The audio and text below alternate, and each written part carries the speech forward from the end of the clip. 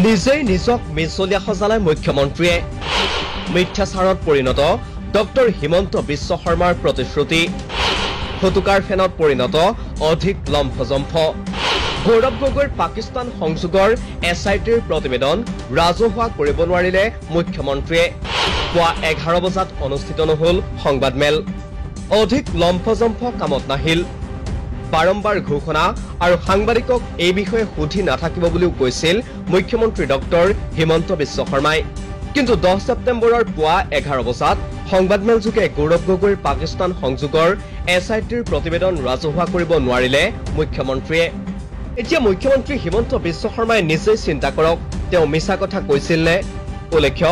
অসম প্ৰদেশ কংগ্ৰেছ কমিটিৰ সভাপতি গৌৰৱ গগৈৰ পাকিস্তানৰে সংযোগৰ সন্দৰ্ভত বিশেষ তদন্তকাৰী গোটৰ প্ৰতিবেদন 10 ছেপ্টেম্বৰত সংবাদমেল যোগে ৰাজহুৱা কৰিব বুলি নিজেই ঘোষণা কৰিছিল মুখ্যমন্ত্ৰীয়ে যাৰ বাবে এই দিনটোলৈ সংবাদ মাধ্যম আৰু অসমবাসী অতি আগ্ৰহেৰে অপেক্ষা কৰি আছিল কিন্তু অপেক্ষাত নিৰাশ কৰিলে মুখ্যমন্ত্ৰীয়ে